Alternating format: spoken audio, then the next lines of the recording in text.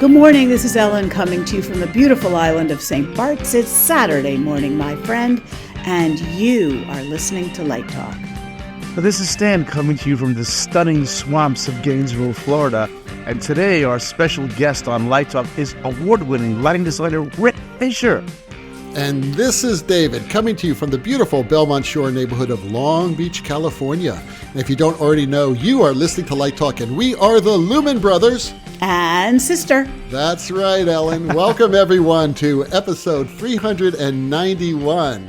We have a really great show today because we have Rick Fisher with us from London. But before we get started, we just want to remind everyone to check out last week's show, episode 390, where we had Dennis Size on, and he talks about all the lighting he did for that great debate that we watched last week.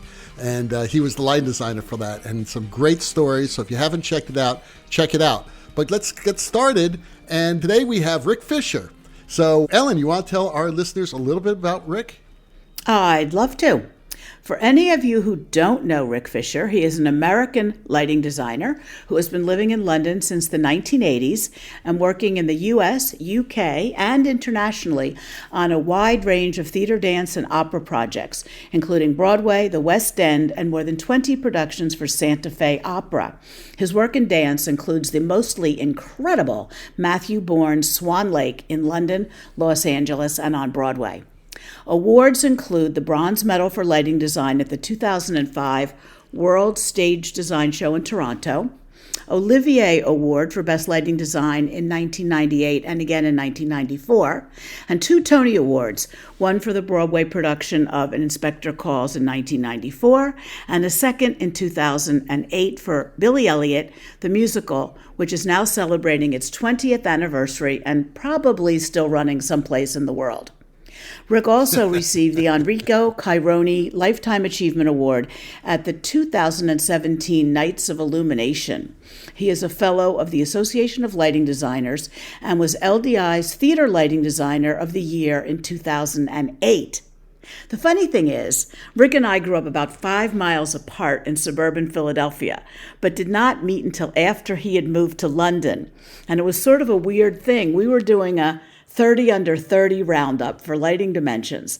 And we had a writer named Adriana in England. And I said, so if you run into any designers, see if you can get them lined up. So she walks up to Rick at a party and says, are you under 30? He says, no. And she says, oh, forget it, and walks away. Oh, wow. How to feel over the hill. Oh, my God. What a diss, man. What a diss. But yeah. I was living in France at the time, and Rick was in London, and I made a lot of quick trips over there to see his wonderful work, including An Inspector Calls, which is really an extraordinary production in which the lighting really is a main character. And, of course, Swan Lake, which Matthew Bourne's all-male version was quite exceptional and really groundbreaking at the time. And so, to my fellow Philadelphian, welcome to Light Talk. Thank you, Ellen. It's a pleasure to be part of this. Oh, my God, Rick, we've been waiting so long for you to be on the show. I think it's been 8 years, right? Yeah, we just never quite made a date. Right. He's the busiest man in showbiz. I'm telling you, he's the busiest light designer Not so sure I know. about that, but I'm still going. I'm just pleased to still be going. Yes, and you're doing incredible work, and you continue the amazing work you've done earlier in your career too. So that's awesome. I saw Billy Elliot years ago, and I must tell you that was one of the best Broadway musicals I've ever seen. I saw it in London. That was yours, Yeah, I saw it in London too. I saw it in London yeah. As well. Yeah, pretty great. I mean, I'm proud about Billy because it doesn't really look like a musical most of the time. Yeah.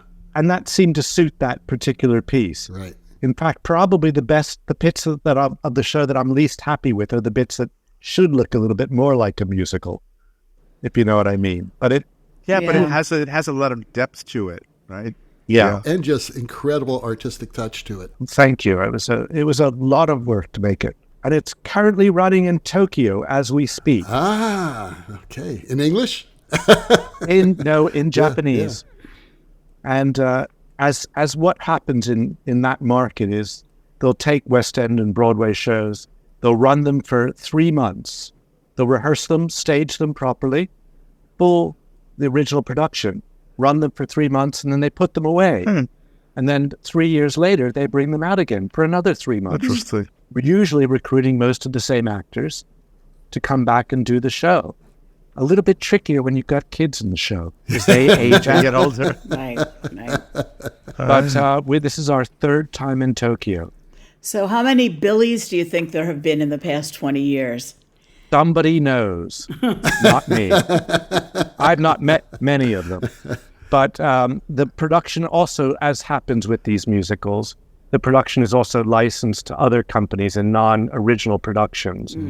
But we've had something like 30 or 40 at least in our original productions, some of whom have gone on to great things. Wow. As dancers? Well, no, as actors and dancers. Our most famous Billy is arguably a little Spider-Man called Tom Holland. Oh, right. He was a Billy in London. Wow, that's great. Well, Rick and I have known each other for, about 15 years now, I think? Yeah. 20. And we've been following each other's career.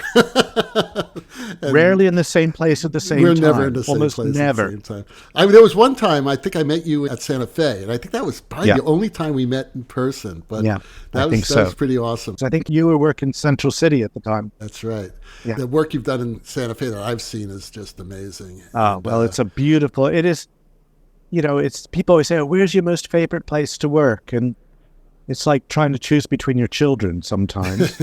But Santa Fe, because you get the gift of nature as well. And it's just extraordinary with always an amazing team of people.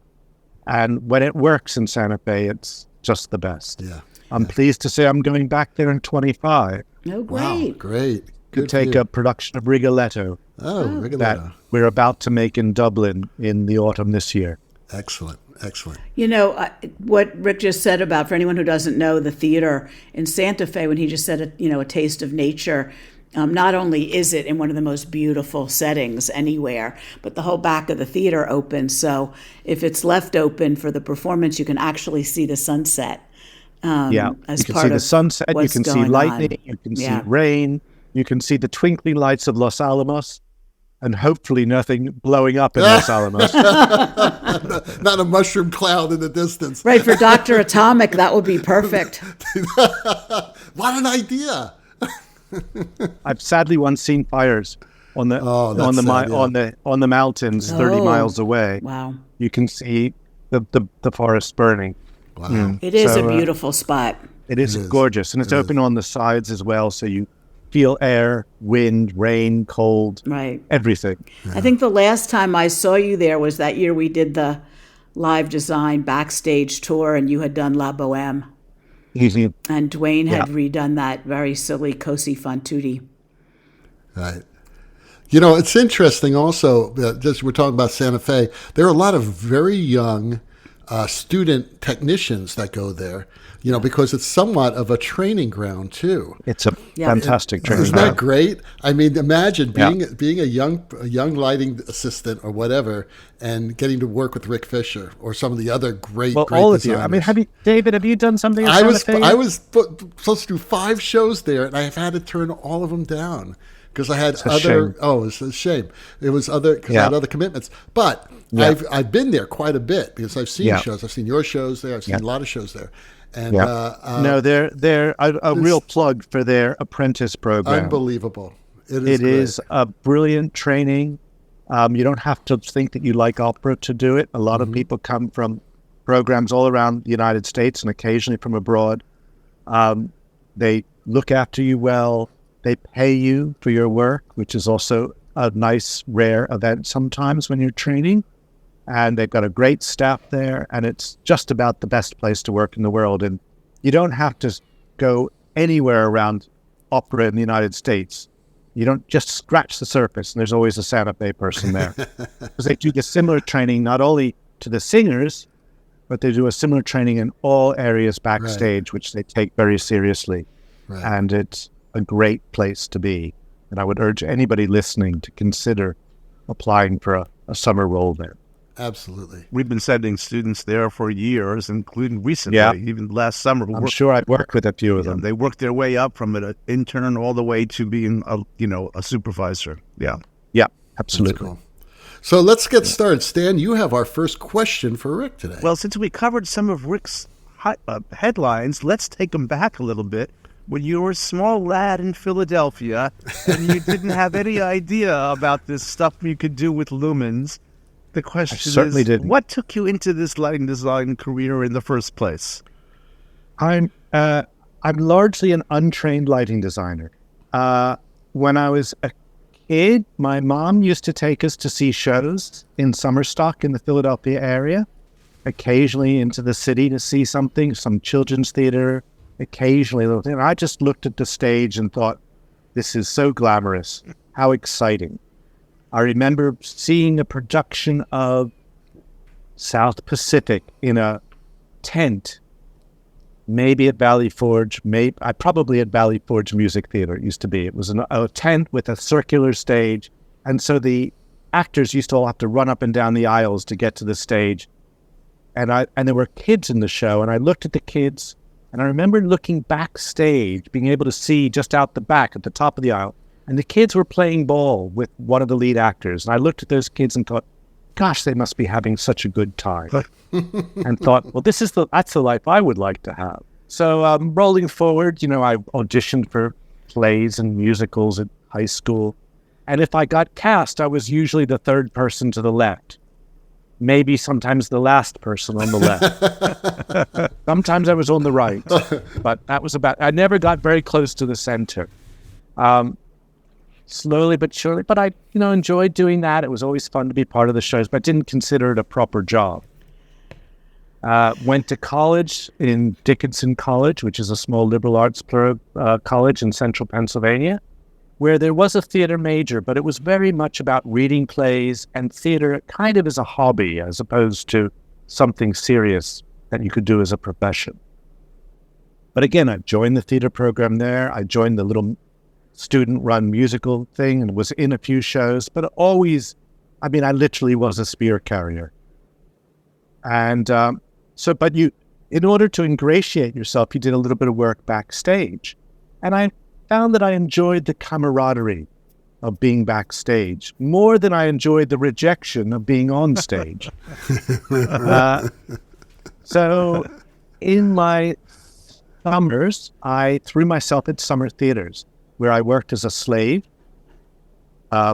In my first job was in Atlantic City in a shortly lived summer theater before there was casino gambling in Atlantic City.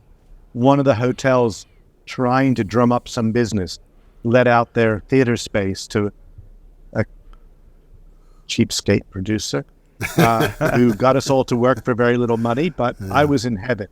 And I admired the people backstage a lot. And I found that I really admired the set designer and the lighting technician, who was a force of nature, is perhaps the politest word I can use for her. And loved hearing their stories about what they were doing in New York and stuff like that. So I worked there for a summer. And then in my sophomore and junior years, I went to work in Philadelphia at a now defunct, also formerly tent theater in the Round called Playhouse in the Park. That used to run weekly summer stock shows starring famous stars of yesteryear,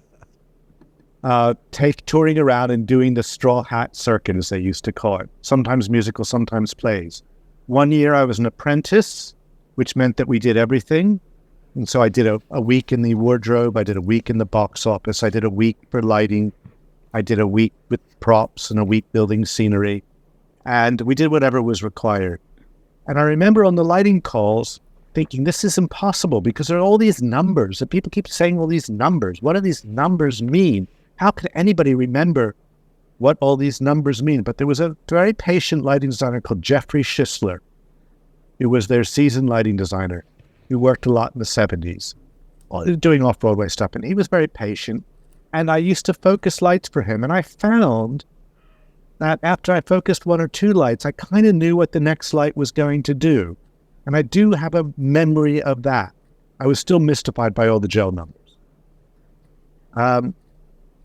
But I really admired the stage managers. So I decided as I was going through college that I wanted to be a stage manager when I grew up.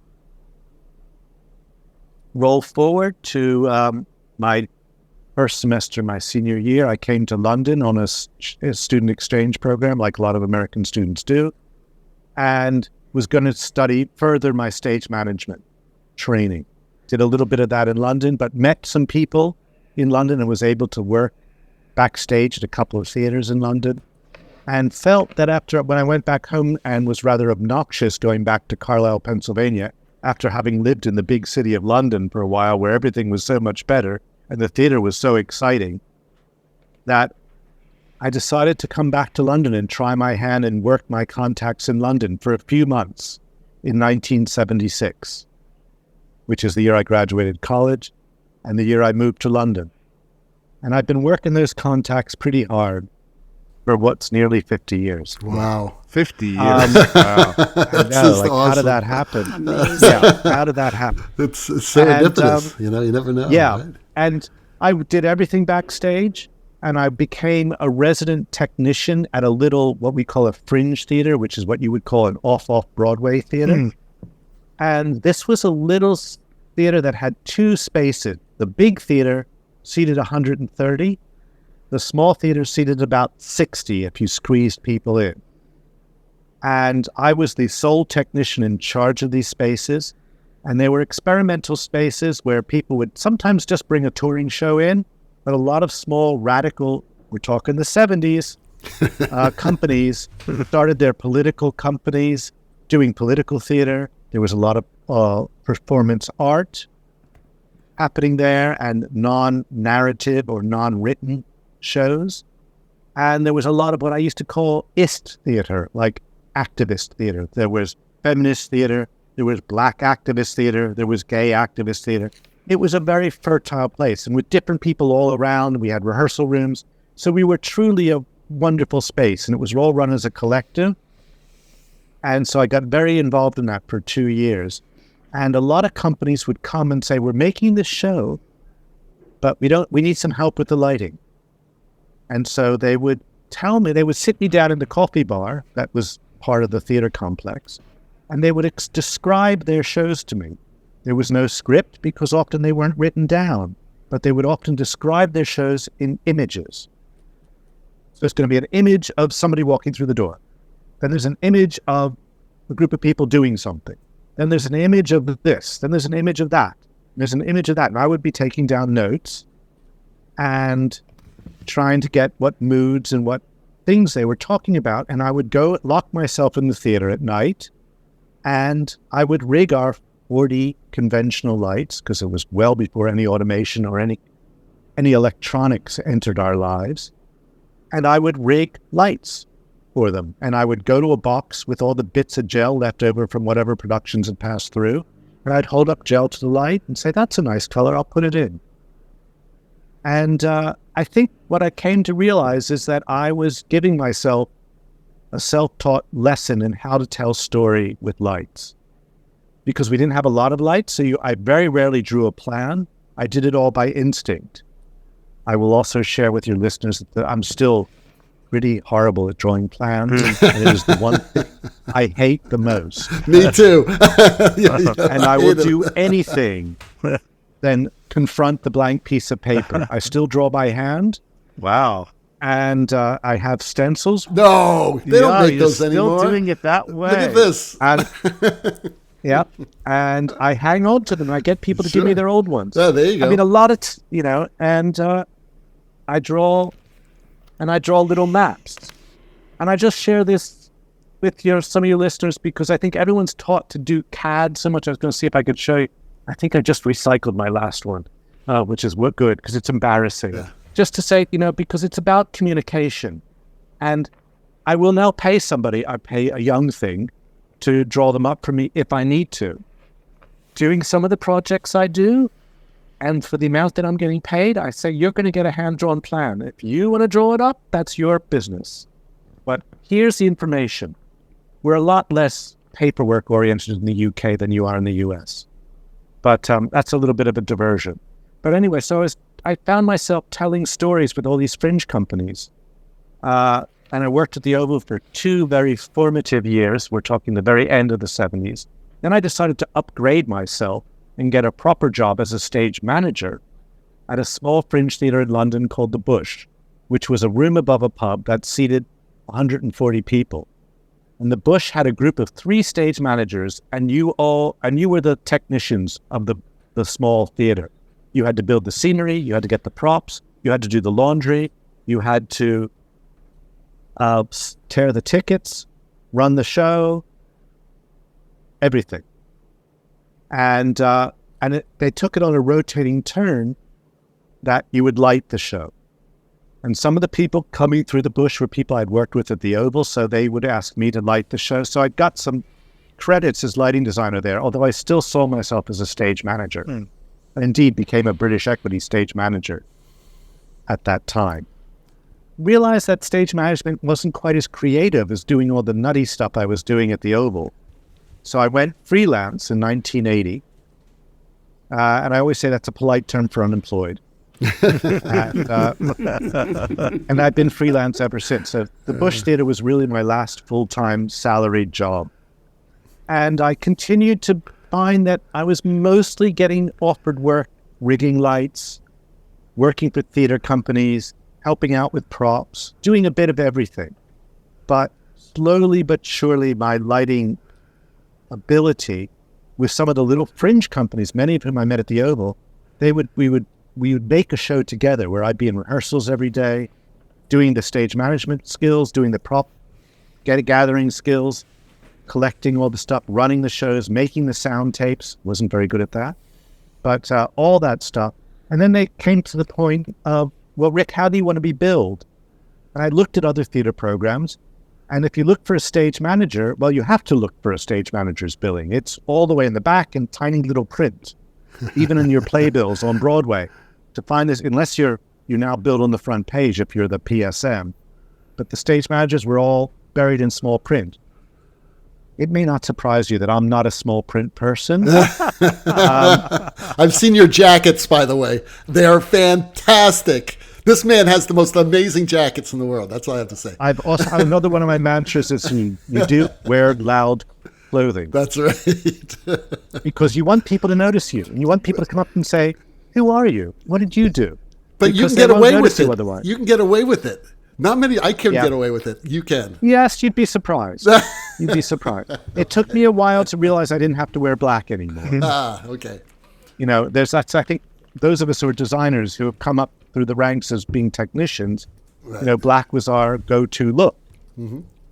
So anyway, I was working with these companies. They said, how do you want to be billed? And I looked at the credits, and there was the author, there was the director, there was the set designer who often did the costumes, and then there was the lighting designer. So I thought, if I call myself the lighting designer, because I've done the lighting, I get on the front page. There you go. So I called myself a lighting designer, and some people were foolish enough to think that I was one. Yeah, right. Great. And I've been fooling them ever since. That's a great Well, trajectory. you've been fooling them brilliantly in dance, opera, and theater. A successful imposter. Yeah. How do you move so fluidly between them? Do you have a preference? And is your design process the same? I think one of the things that we're lucky with in the UK, compared to what I perceive of the American market by and large, is that it's much easier for us to move between genres here. There's a lot more crossover between the directors and the designers who do some opera, do some theater. Dance, you tend to get a bit more pigeonholed and you just do dance. And I must admit, I've done some dance, but I don't do very much dance. I'm not someone who people naturally think of for doing a dance project. I like working with music, which is a great pleasure. I fell in love with musicals as a teenager in America, going to see shows. Musicals were what I would really go to see. In fact, I remember going to my first Broadway play and kind of being surprised that there was no orchestra there. I hadn't quite put two and two together. So I like working with opera, but I don't think I'd like to be only an opera designer. So I can follow music. I was encouraged to have piano lessons as a kid. I sang in the choir in high school. I was never really good. I can follow a score without being able to read it, if that makes sense. And that's helpful. This is sort of an aside, but as an American, did you have trouble working in England when you first started? Yes. Yes. I came to Britain when there was a lot of unemployment, one of the very peak periods of unemployment, basically in the depressed years before Mrs. Thatcher was voted into Right. power. I never had trouble getting work, though. So I had jobs where they would apply for permits for me. And eventually, by sticking around long enough, I was able to get sorted out. Oh, that's good. But it's not easy. And even today? Even today, it's pretty hard. You can come in as a visiting designer. So I'm sure that either Stan or David was coming to do a show at the Opera House. They would sort out a working visa for you. And they do have visas for people that they consider of exceptional talent. And we're not as restrictive, I think, in the UK as even the American system is perceived to be. It won't be your perception being based in the States, but to a British person, there's this whole idea that, oh, you can't work on Broadway if you're not part of the union and if you're not, part of the Broadway mafia. I know that for a fact is not true, but that is kind of the perception. Whereas Britain we don't have a strong lighting design union here. We are members of British Actors Equity. So we're along with the stage managers and the actors and the scenic costume designers, but we're a very small speck on Equity's radar, so they don't do very much for us.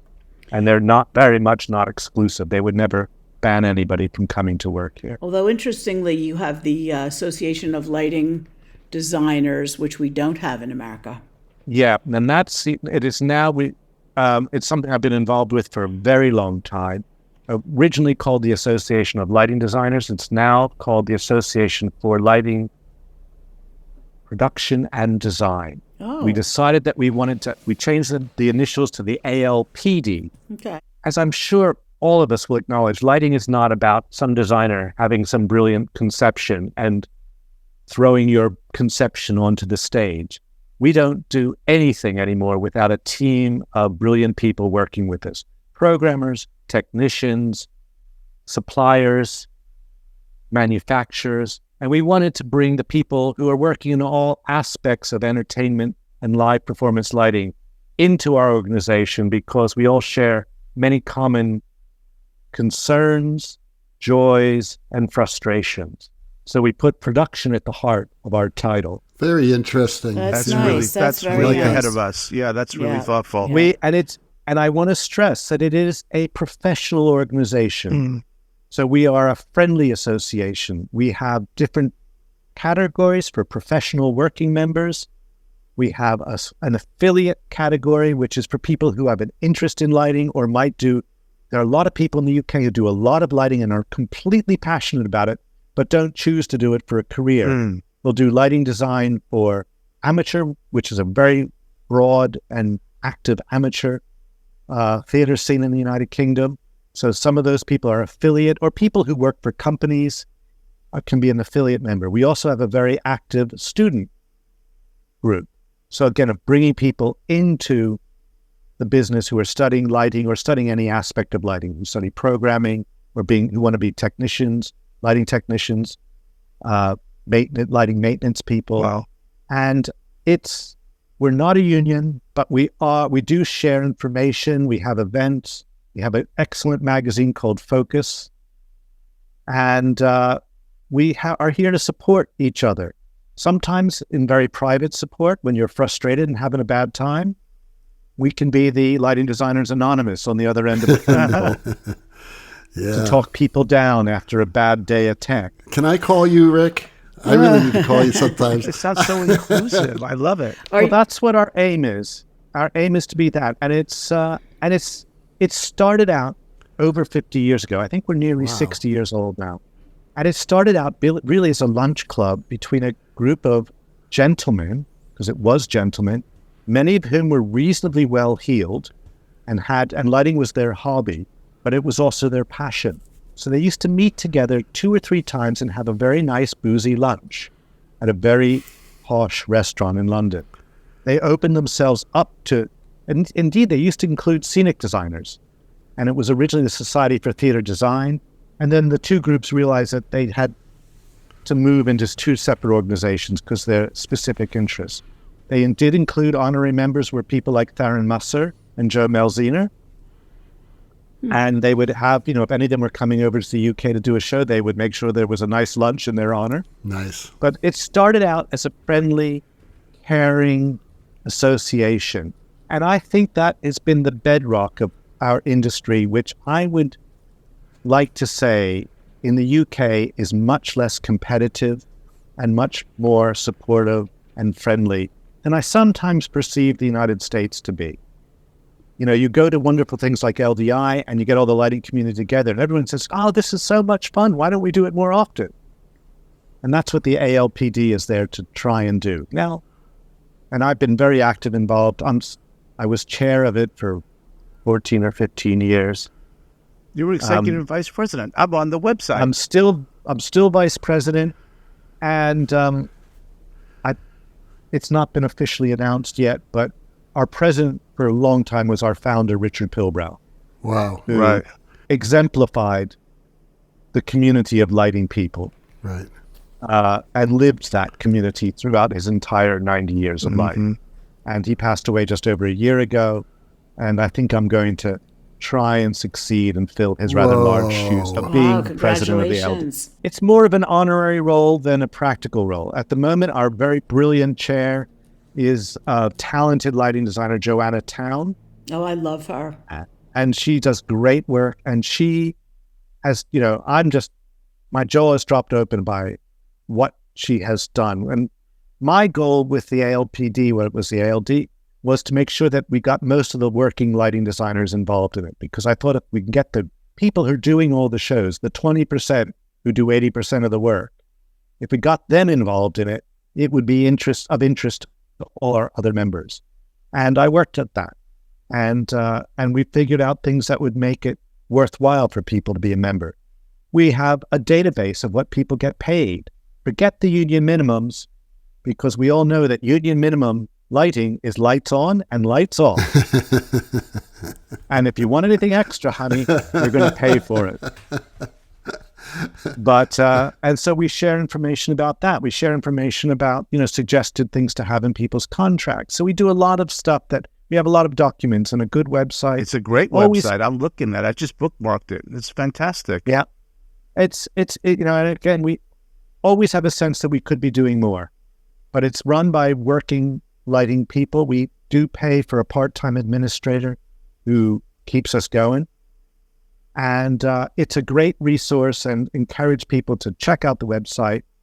And if you want to join as an affiliate member, you get a copy of our fabulous magazine, Focus, which is really great. Because we don't talk about gear, we talk about what we do. That sounds great. Rick, so really cool. Non-British people can join this. Is that what you're saying? Absolutely. Very cool. Okay. Yeah. When I joined, you had to fill in a little mini resume. And we don't bother with that anymore. Well, you could vouch for me, can't you? Can't vouch for anybody. The idea is we want to be, as you say, we want to be inclusive. We want to have people who are interested in lighting. Yeah, it's very cool. Can you awesome. Link a little Light Talk connection to the membership? Yeah, we should do that. I will make a note of that. You also have your own backstage charity. Yeah, that is another thing that I was involved in helping to kickstart. About 20 years ago, ironically, a good friend and colleague of mine who was an inspirational lighting designer who did a lot of the fringe work that I started out doing. And I used to try and do his relights, which was never easy because he was too good for me. Had a terrible problem. His wife, he moved abroad and was living in Spain, and his wife got very, very ill unexpectedly. It turned out that there was a congenital illness history in her family, and that most of her relatives died at age 35 because it was something that their brains just went to mush. Horrible. You I don't remember the name of it. They used to call it mad cow disease, which was one thing that happened. But there's a human variant that they suffered from. And so our lighting designer colleague had to stop working for a while and look after the family and look after her during her final months. And a brilliant man called Tony Gatelier, who Ellen knew well, Yep. who was what we call a boffin in the UK, but basically a genius inventor who looked at something that needed to happen and then went into his garage and figured out a way to build something to make it happen, I think is a fair description of him. Yep. He was a brilliant innovator and also a very good journalist and writer about our industry. And Tony was a great friend of Tom's. And so he organized, the way you do, a little bit of a whip round among our friends, saying, if you can pitch in a bit of money, we'll just get it to Tom so he can just keep going. And Tony and I started talking, and he said, and it was Tony's idea, said, maybe we should make this a bit more official. Everybody in our business is freelance. Nobody has insurance in this country. We're blessed with the National Health Service, so health costs are not the issue they are in the United States necessarily, but things fall off the edges of the health service and other things happen. So Tony had the brainchild, and he talked to me because I was chair of the ALD at the time. And he said, Rick, could you help us with this? And so I got involved, and we created a charity which I named Light Relief. And Light Relief was set up to be a charity for people in the lighting industry. And we raised money in various ways. We got donations from individuals. Again, as we know, there's a fabulous community of lighting manufacturers and users all around the world who, when they heard about it, kicked in a bit of money. And I also set up something which I now know is being replicated a little bit in the United States. For a while, we did Light Relief Day, and we asked all those people who had long-running shows in the West End or Broadway or around the world who might be getting a royalty from them to ring-fence one day of royalties to give to the charity as just a way of giving back. And so we raised some money that day. And it didn't matter if you didn't have a show running that day, but you'd say, okay, yeah, I've been lucky this year. Here's a little something. So we ran Light Relief for a while. And then we started to feel that maybe it was too narrow, or many people felt that it was too narrowly focused. And this was at the interesting time when Plaza, which is our trade organization in the UK, decided to merge with ESTA, which is the trade organization in the United States. And we got some people involved who thought that we should maybe create a charity that worked in both countries for this newly more merged organization. So we rewrote the terms and we created Behind the Scenes. So we had Behind the Scenes USA and Behind the Scenes in the UK. So I'd like to think that Light Relief encouraged Behind the Scenes to be set up. And as we all know, Behind the Scenes has done fantastic work in the United States and continues to do such. And is much more professionally run, perhaps, than our charity ever dreamed of being, because your needs are also very different in a bigger country, and particularly when you have to face healthcare costs. When the divorce between ESTA and Plaza happened, like in all good relationships, certain things had to change. And so it was felt that we should change our names because we didn't want people getting confused between the two charities, and Behind the Scenes had gotten so established in the United States. So it gave us a chance to relook at ourselves in the UK and rededicated ourselves to our mission, which is to help almost anybody working in live entertainment backstage as opposed to on stage or in the pit. There are other great charities that help musicians. There are a lot of great charities to help performers in all areas, but we still help not only lighting people, but sound technicians, video people. Even if you're on the road catering on a band tour, we've helped people doing that. Like Behind the Scenes in the US, we did a lot during the pandemic and raised some money by various events, and we're able to create a hardship fund just to give people a little bit of money to get going. So we're now called Backup Tech. And Backup Tech is our industry charity. We are one of the recognized charities by Plaza. And we help a lot of people. And so it's and I'm still a trustee of that. I've been involved in that now for over 20 years, and that's part of the reason why I got my Lifetime Achievement Award. I hope it wasn't just for my lighting. And usually you give somebody a Lifetime Achievement Award is because you want them to stop, or you think not.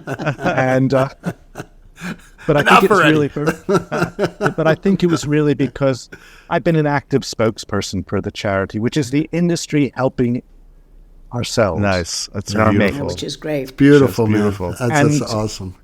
And it's interesting that we're now finding that we're often giving people sessions of counseling to help them cope with the stress of freelance life.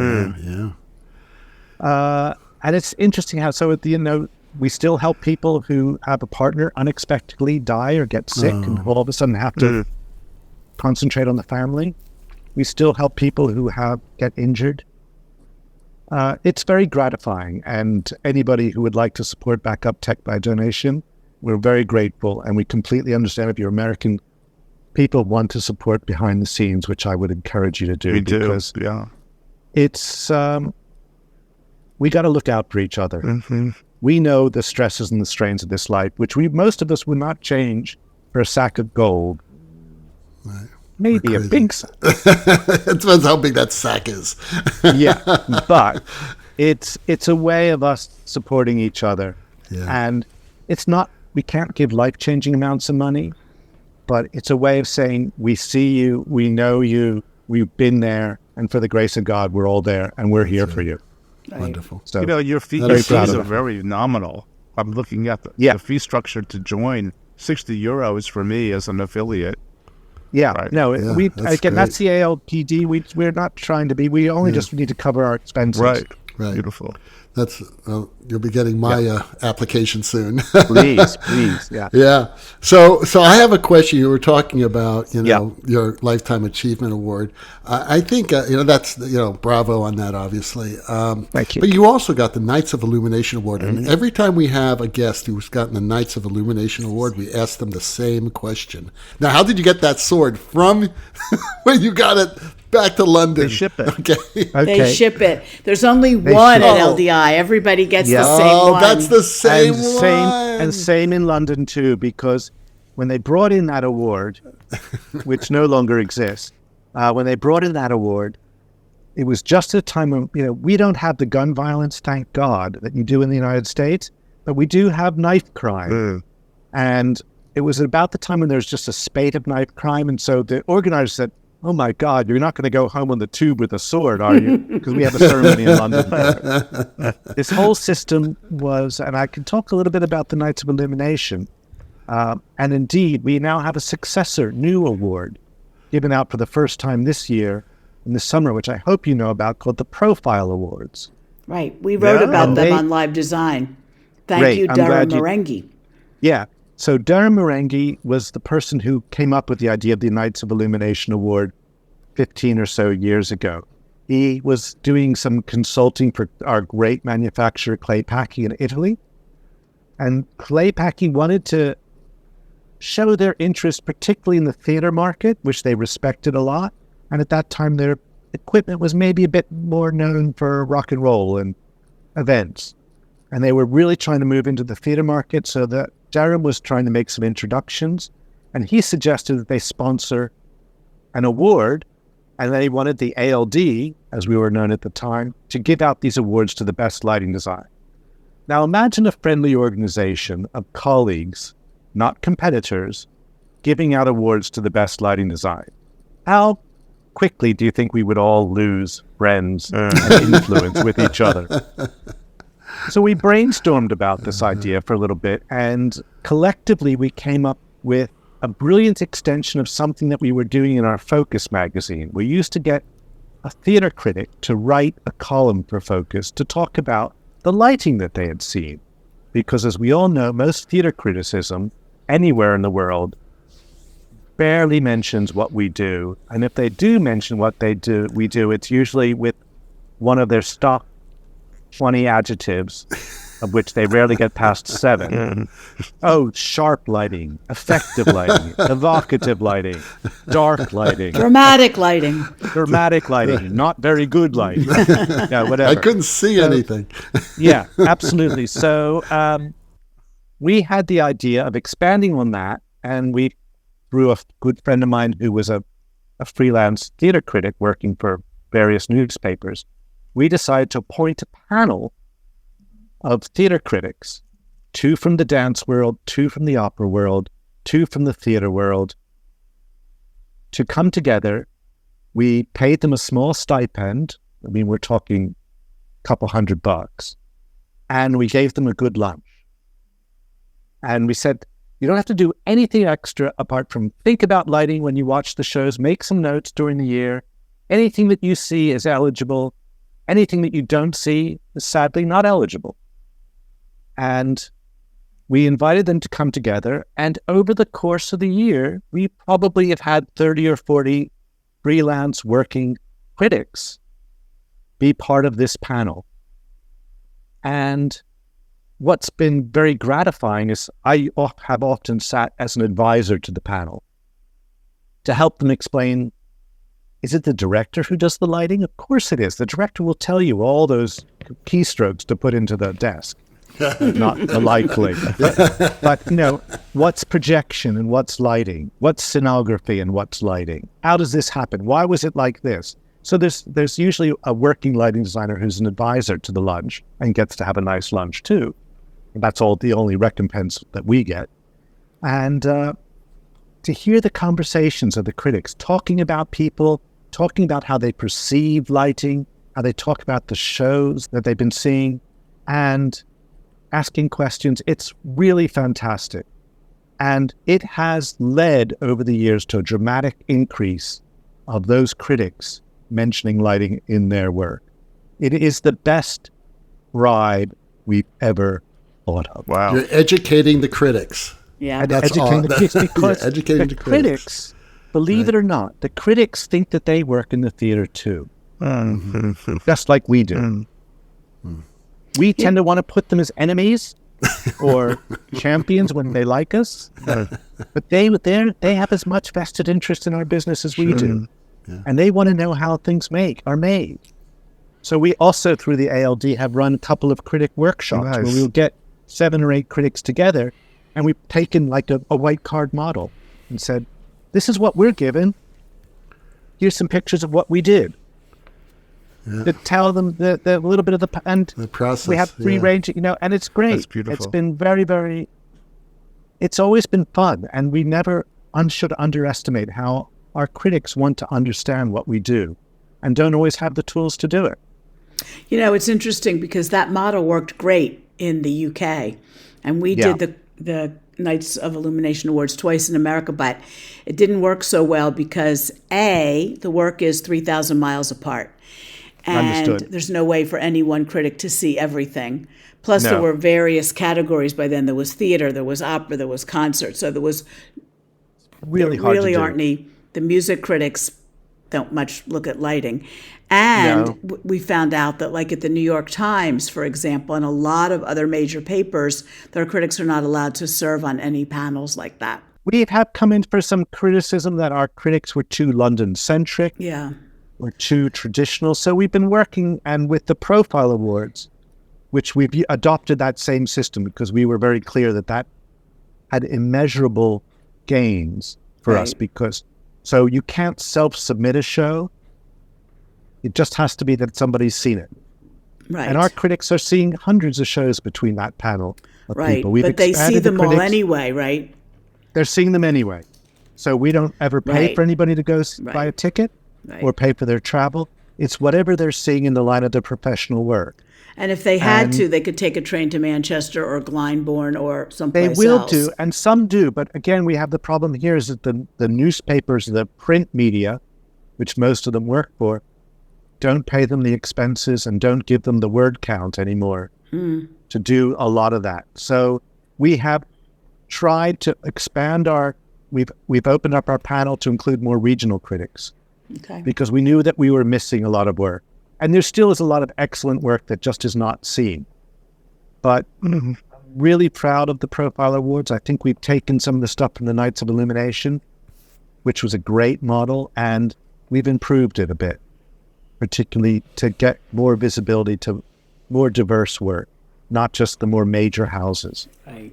And we've celebrated stuff that happened on a really small scale in a village hall that somebody happened to catch and was really impressed by, stuff that's happened in a pub, some stuff that's happened at major international festivals and the major opera houses.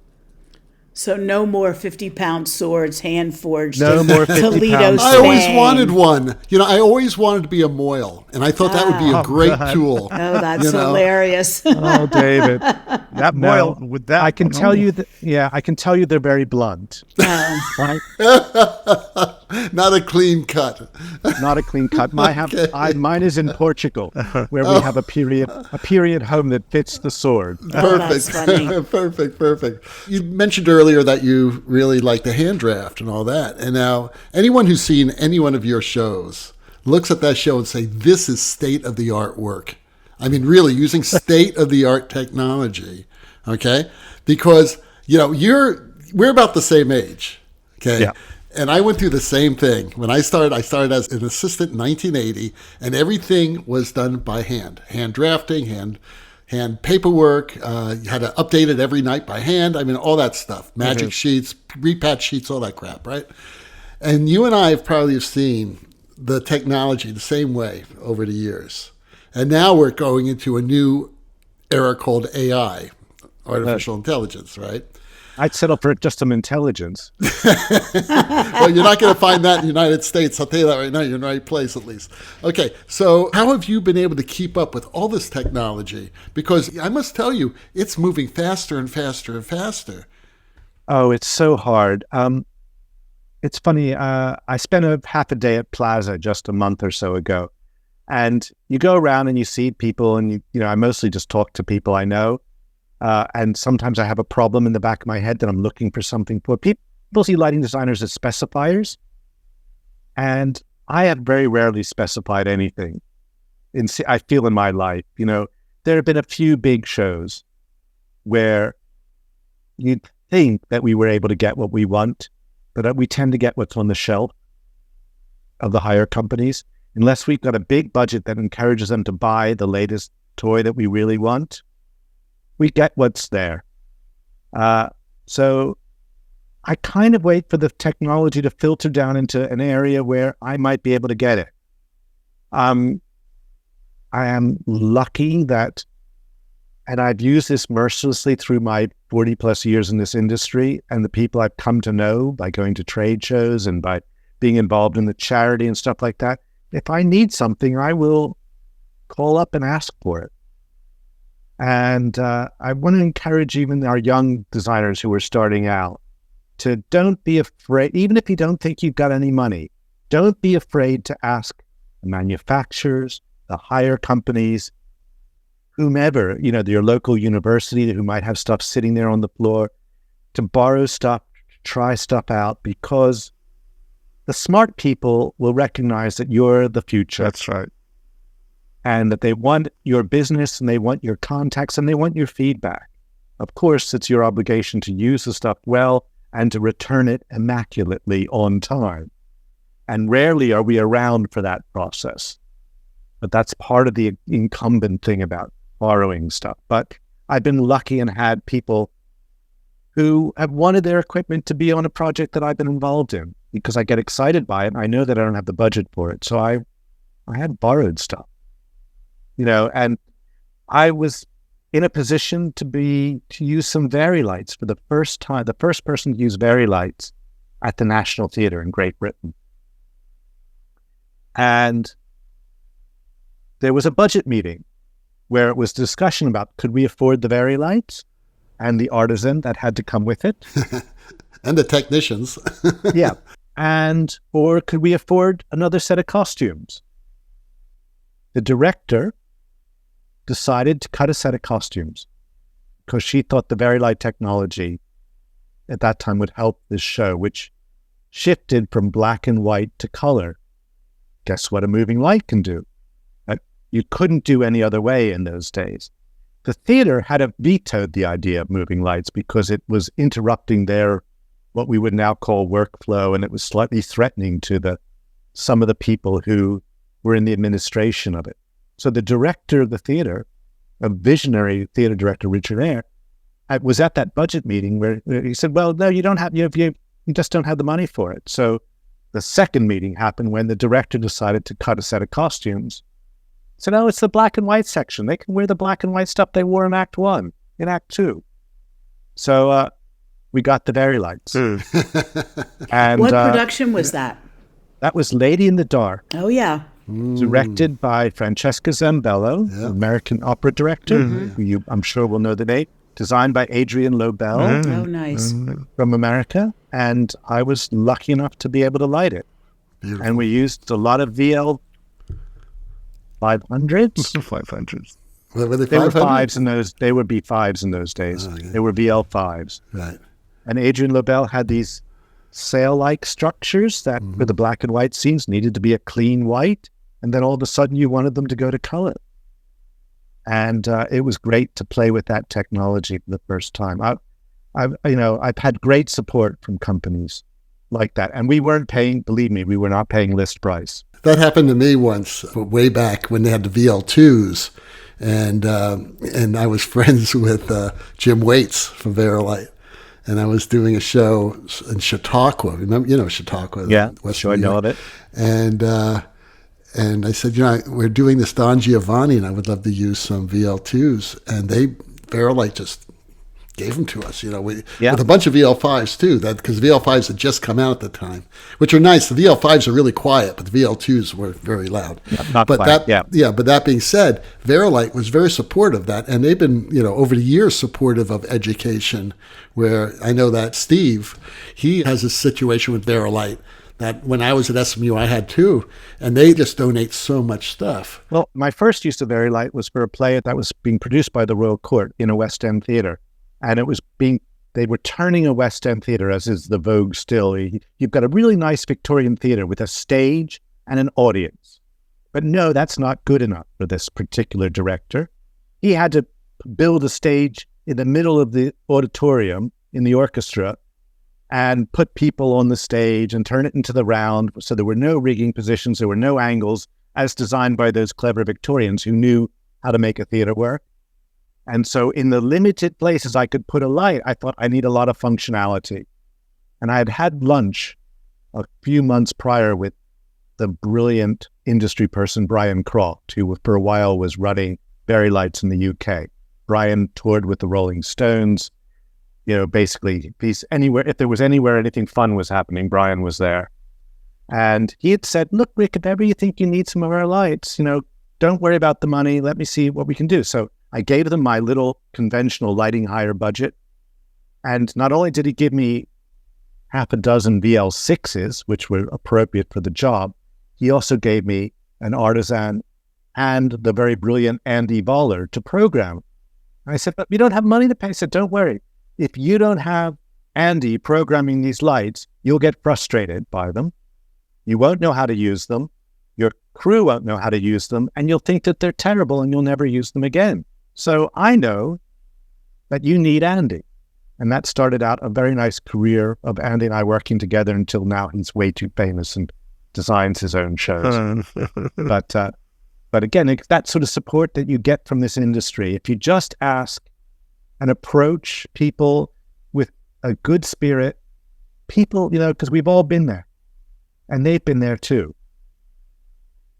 I think it's, I've been very lucky. It's so true. Very lucky. It looks like we're kind of running out of time. We could talk to you for hours. You will have to come back again soon. Yeah, but some people will talk about lighting shows. Right. But to wrap this up for today, what advice would you give young designers getting in the business today? The Rick Fisher wannabes. The wannabes, gosh. I think take every opportunity, see as much stuff as you can, get to talk to as many people as you can, be around where the stuff that you like to do is happening. Be in the room. Yep. Get yourself in the room. It's the brilliant Dwayne Schuler, who you alluded to earlier, always says when we talk to students, the apprentices at Santa Fe, lighting is a contact sport, just like football. It's the people you know, it's your enthusiasm. And when you get those opportunities, be there, be good, be easy to work with. Don't be about yourself, but be about the project and be interested in what you're looking at, as opposed to expecting people to be interested in you. Right. Right. Because right. if you're interested in them, they'll be interested in you. Right. Beautiful. Because we all work with a very small group of people. And we love to have other people be interested in what we're doing. And there aren't very many of them. So a little bit more company, a bit more fun company is welcome 9 times out of 10. Right. And, you have to be sensitive. You have to think, this point, I'm going to fade into the woodwork because there's something very stressful going on down there. And the last thing I want is for the person I'm observing to think that I'm observing them having a meltdown or getting difficult notes or getting chewed out. There are times you need discretion. But get involved as much as you can.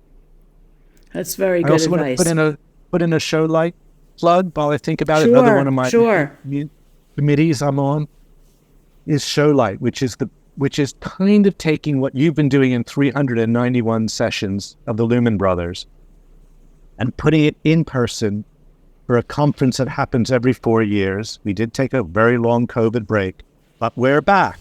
All right. And we'll be back in May 19th to the 22nd in Dijon in France.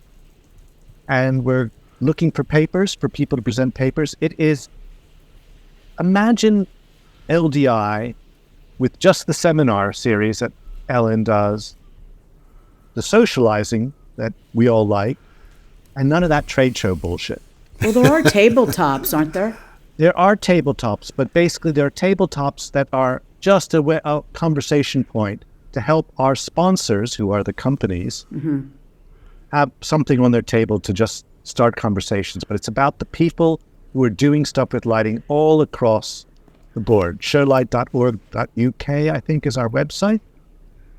I have to tell you that 2 of the most unforgettable events of my life, and I have been to 500,000 events, took place at various show lights.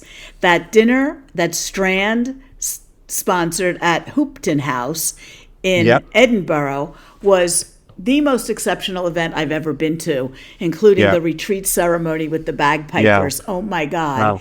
And then the dinner at that chateau in Florence.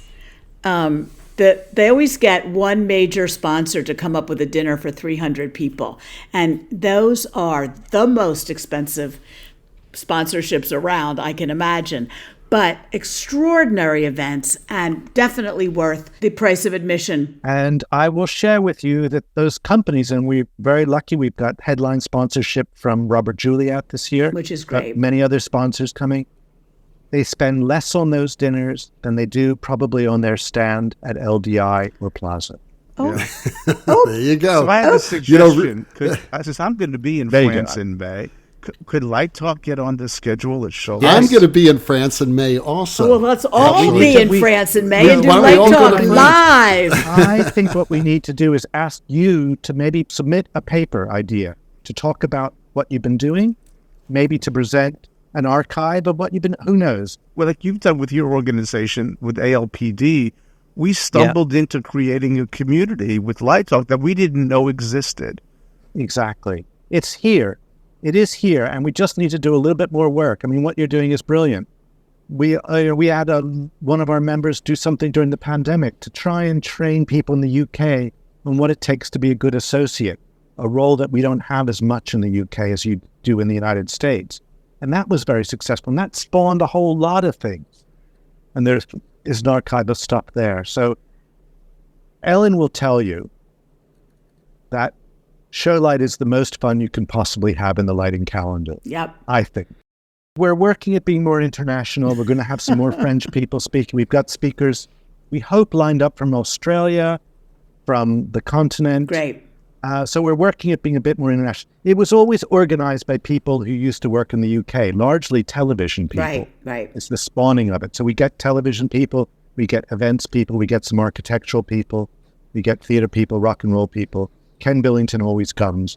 It's everything we want our community to be for 3 days. Mm-hmm. And when it happens, you kind of think, gosh, I could do that next year. But it takes a lot of organizing. Right. Every year, I think. Yeah, tell me about it. We do LDI every year. I know. Organizing. Rick, are you going to the States anytime soon? Yeah, my next American project, I was just at Bard in the summer, doing something at Summerscape, which is always an interesting experience, but it was good in the end, where they do buried treasured operas that you often wonder why they've been dug up. Right. But Keep them down. absolutely. But my next one, I think, is going to be Chicago in March. Okay. A musical I did in London called Sunny Afternoon, which is a bio show of the Kinks, the band The Kinks. Ooh, I love the Kinks. Oh. Yeah. Oh, my God. And that's going to be at the Chicago Shakespeare Theater. Oh, cool. Wow. Very good. And again, part of the Lola. design is trying to light Lola with real parka. Lola. And you still get real Love parka. Lola. Great song. Lola is the best song. Well, Rick, thanks again. We will see you in France. Hopefully we see you before that. And we have part 2 of this interview because we want to talk about Billy Elliot. We want to talk about the Inspector Calls. I mean, there's so much. The Inspector's back on at the moment, amazingly. Oh, where? We are on in London. We're just finishing a 4-week run in London at a unusual theater called the Alexandra Palace Theater, which is in a big old crazy building that was built in the Victorian era. That's where ABTT holds their trade show. And they have a theater that's kind of been Peter Brooked, if you know what I mean. It's Peter like Brooked. the Harvey. Distressed. Arrested decay, I think they call it. We called it distressed at the Harvey. Distressed. Well, we have done an installation there where it's been very successful for 4 weeks. And it starts another tour, UK tour. Where we'll be on the road for the best part of 9 months. It tours during the academic years because they teach the play in the UK. That's great. And what's interesting is we've outlived a lot of the lighting equipment that was originally on the show. I bet. So we now have 9 universes on a show that had nothing moving. 9 universes on the Inspector Calls. Okay. We'd like to see That's that a whole plot. other conversation about how things are dealt. We have moving lights that we don't move, Right. Well, yeah. Okay. but we remotely focus them. Yeah, absolutely. And Easier to that's focus. labor saving now. There you go. Wow. Well, So thanks again, how our Rick. And technology's we'll been. see you soon. And good luck on your next project. Great. Thank you. Thanks for me including this, and well done on doing all this. Oh, thank you so much. Great to see you all. Well, the rocking sounds of the Luminoids tell us that once again you spent another morning listening to Light Talk. You can hear our show on just about every podcast site out there. Check out our website at lighttalk.org and be sure to follow us on Facebook and subscribe to our podcast. That way you will not miss a second of Light Talk insanity. No guarantee is offered regarding the accuracy of any statements or opinions made on this podcast. However, If you should make the unfortunate decision to litigate us, the Snoop Group, with the legal team of Watson, Leitner, and Beam, will defend us until our retirement funds are depleted. Light Talk is written and produced by the Lumen Brothers and Sister, coming to you from Long Beach, St. Bart's, Gainesville, and London, England. And be sure to join us next week when we talk about more lighting shenanigans and serve you more of our casserole of nonsense. Light Talk, broadcasting questionable lumen knowledge and humor around the world. Thank you again, Rick. It's great to see you again. Yeah, great part Thank you. 1. Gotta do part And 2. we will Thank see you you. all next Saturday morning. Bye-bye from Light Talk. Bye-bye. Adios.